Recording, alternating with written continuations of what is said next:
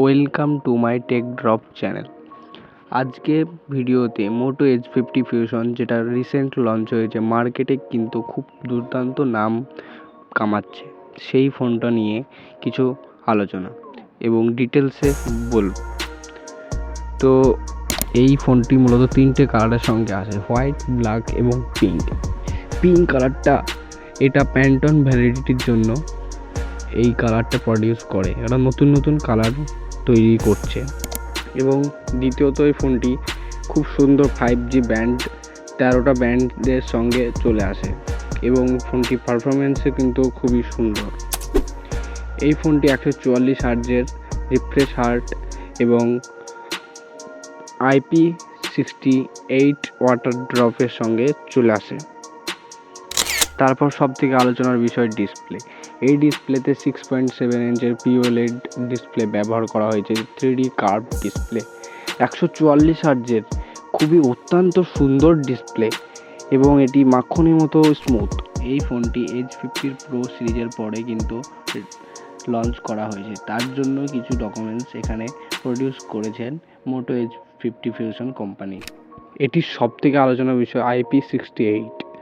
এটি মানে হলো আপনি পুরো জলের মধ্যে ডুবিয়ে ফোনটি কিন্তু ব্যবহার করতে পারবেন। আগেও একবার বললাম, আবারও বলি, কারণ ডিসপ্লেটি খুবই সুন্দর। POLED মানে হলো প্লাস্টিক অ্যামোলেড টাইপস। এইবার মেন আলোচনা হলো প্রসেসর। এটি স্ন্যাপড্রাগন 7S Gen 2, এটি 4nm এর উপরে বেস্ট। এটি অ্যান্ড্রয়েড 14 এর সঙ্গে হ্যালো এয়ার নতুন UI সঙ্গে আসে। এটি 3 ইয়ার্সের OIS এবং আপডেট এবং 4 ইয়ার্সের সিকিউরিটি আপডেট নিয়ে আসার প্রমিস করেছে। মানুষের কাছে এখন সবথেকে বেশি হয়ে গেছে অ্যান্টুটু স্কোর। এটি অ্যান্টুটু স্কোর হলো ওভারঅল 8 লাখ সামথিং। এটি ব্যাচ মার্ক বলে বলা হয় এবং এটি মোটোরোলার পক্ষ থেকে এটি অ্যাচিভ স্কোর হলো 6,20,648 এবং এটি OnePlus Nord C এর সঙ্গে তুলনা করা হয়েছে। এটি পেয়ে যাচ্ছেন আপনারা 8/128 এবং 12/256 জিবির সঙ্গে। কম্বিনেশন খুবই সুন্দর। তারপর চলে আসে বক্স কন্টেন্ট। এটি বক্সের মধ্যে 68 ওয়াটের চার্জার, Type-C কেবল, Type-C সিম ইজেক্টর টুলস পেয়ে যাচ্ছেন আপনারা। খুবই সুন্দর একটি বক্স কম্বিনেশন। তারপর চলে আসি এর ইন হ্যান্ড ফিল্ড।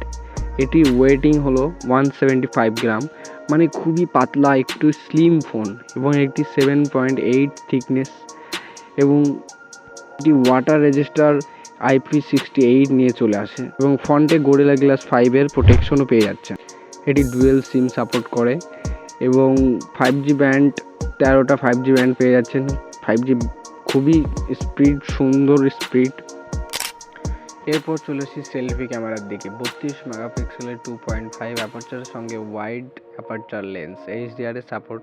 এখানে ভিডিওগ্রাফির জন্য এখানে ভুল করে দেওয়া আছে 1080p 30fps, কিন্তু এটা 4K 30fps অবধিও ভিডিও রেকর্ড করতে পারে ফ্রন্টে। তারপরে চলে আসে এর মেন ক্যামেরা। এটি 50 মেগাপিক্সেলের 1.9 অ্যাপারচার নিয়ে আসে এবং 30 মেগাপিক্সেলের 2.2 অ্যাপারচার নিয়ে আসে আলট্রা ওয়াইড। এটি HDR সাপোর্ট করে। এটি পিছনে 4K 30fps এবং 180p 30 and 60fps ভিডিওগ্রাফি সম্মুখীন এবং EIS সাপোর্টার। তো বন্ধুরা, ভিডিওটি যদি ভালো লাগে কমেন্টে জানাবেন যে আপনার ফোনটি সম্পর্কে কিছু কোয়েশ্চেন থাকলে আপনি জানান, আমি সেটা সলভ করার চেষ্টা করব নেক্সট ভিডিওর মাধ্যমে।